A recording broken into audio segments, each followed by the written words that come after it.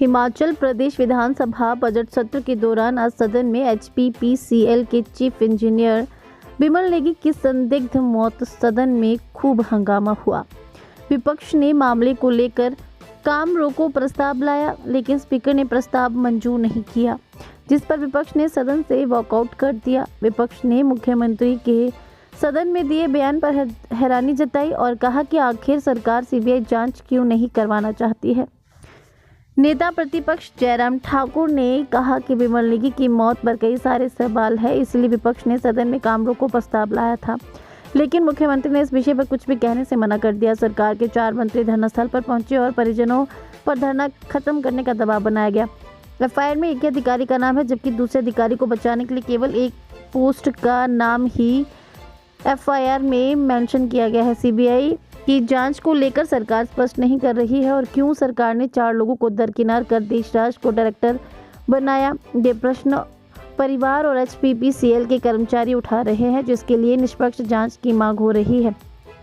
एचपीपीसीएल की कार्यप्रणाली पिछले लंबे समय से विवादों में रही है, इसलिए इस सारे मामले पर सीबीआई जांच होनी चाहिए। एक ईमानदार अधिकारी को क्यों प्रताड़ित किया जा रहा था, ये सवाल है जिनका जवाब सरकार को देना होगा।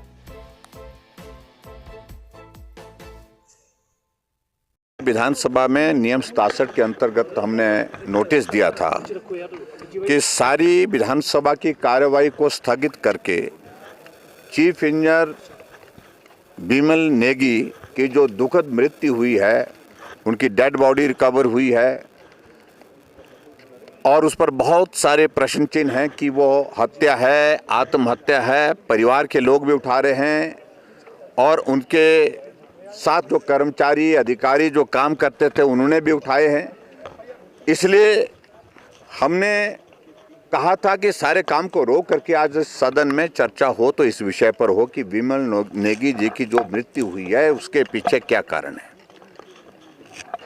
लेकिन हैरानी हुई जब नोटिस पर स्पीकर साहब ने कहा कि चर्चा नहीं हो पाएगी, अगर मुख्यमंत्री जी ने कुछ कहना है तो वो कह सकते हैं, लेकिन मुख्यमंत्री जी ने बैठे बैठे इशारा किया कि मुझे कुछ नहीं कहना है। कल इस घटना के पश्चात हम भी अपनी संवेदनाएं व्यक्त करने के लिए परिवारजनों को मिलने के लिए जो धरने पर बैठे थे और डेड बॉडी के साथ बैठे थे,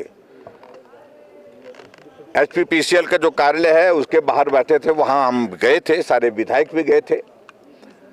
परिवारजनों का सीधा कहना था कि सीबीआई जांच होनी चाहिए।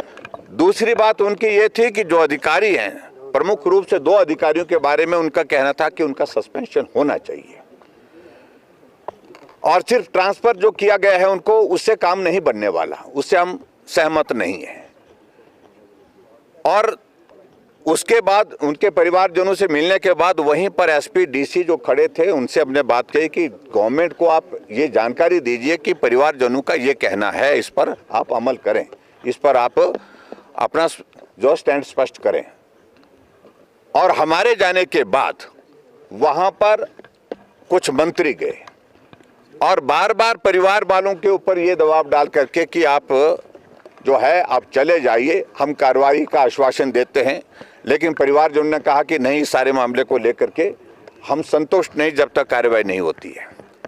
अल्टीमेटली एफआईआर दर्ज जो उनकी पत्नी है बिमल नेगी जी की उनकी तरफ से की गई और उसमें भी एक अधिकारी का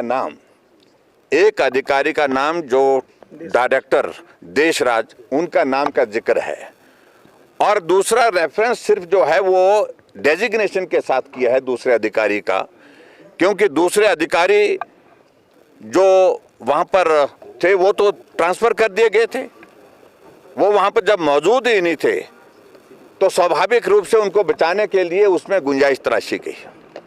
और आज जब हम इस विधानसभा के अंदर इस सारे मामले को लेकर के जब बात कह रहे थे कि एफआईआर दर्ज करने के लिए जो आग्रह किया है परिवार में, उसमें नाम दोनों में एक नाम है, दूसरा नाम मिसिंग है, नाम नहीं है। और दूसरी बात हम ये कह रहे थे कि हमने विधानसभा के अंदर पहले दिन से इस बात को लेकर स्पष्ट कहा था कि सीबीआई की जांच होनी चाहिए। सीबीआई की जांच के लिए सरकार करने के लिए तैयार है कि नहीं है, क्या आदेश देंगे मुख्यमंत्री?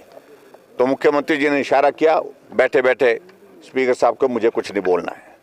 लेकिन वहाँ से पार्लियामेंट्री अफेयर मिनिस्टर और रेवेन्यू मिनिस्टर जो है वो बोलने के लिए खड़े हुए, और रेवेन्यू मिनिस्टर का इस प्रकार से कहना कि सीबीआई जांच क्यों करनी है, वो तो बोलते हैं आप लोगों के हाथ में है। सीबीआई को कह रहे हैं जो देश की सबसे बड़ी इन्वेस्टिगेटिंग एजेंसी है उसको कह रहे हैं कि वो आपके हाथ में है। मैं समझता हूँ ये बहुत दुर्भाग्यपूर्ण है। इन्वेस्टिगेशन के लिए जो परिवार के लोगों ने मांग की है, उन्होंने कहा कि फिर इन्वेस्टिगेशन तभी संभव हो पाएगी जब सीबीआई की जांच इसमें होगी, और हमने इस बात को लेकर विधानसभा के अंदर पहले भी कहा है। तो सीबीआई के जांच के लिए आज भी उन्होंने स्पष्ट नहीं किया और सीबीआई की जांच के लिए उन्होंने मना कर दिया है। इसलिए हमने उचित समझा कि आज इस सारे विषय को लेकर के विधानसभा के अंदर नियम 67 के अंतर्गत काम रोको प्रस्ताव ला करके इसकी गंभीरता को समझते हुए हमको अपनी बात कहनी चाहिए। लेकिन दुर्भाग्य है, अंत में जब मुख्यमंत्री खड़े हुए तो उनका पहला शब्द क्या था कि भारतीय जनता पार्टी को आदत पड़ी है बात का बतंगड़ बनाने की। ये शब्द उनके मुख्यमंत्री जी की ओर से जब वहां पर सुने गए तो मैं समझता बहुत ही दुर्भाग्यपूर्ण। एक अधिकारी, ईमानदार अधिकारी जो अपने काम के प्रति जो है समर्पित थे, उनके ऊपर अनावश्यक रूप से दबाव, और उस दबाव के चलते हुए उनको आत्महत्या करनी पड़ी या हत्या हुई है उनकी। इस सारी बात को लेकर के इन्वेस्टिगेशन की अगर बात भारतीय जनता पार्टी विधायक दल ने कही है तो मैं समझता हूँ ये बात का बतंगड़ नहीं है। ये एक सच्चाई इस देवभूमि में सबके सामने आनी चाहिए, उससे जुड़ी हुई बात है। इसलिए आज हमने भारतीय जनता पार्टी ने सदन से वॉकआउट किया है, सदन से हम बाहर आए हैं, और हम आज भी इस बात को लेकर के स्पष्ट कर रहे हैं कि इस सारे मामले की जांच सीबीआई से होनी चाहिए, हर हालत में सीबीआई से होनी चाहिए, क्योंकि एचपीपीसीएल की वर्किंग पिछले लंबे समय से कंट्रोवर्शियल रही है।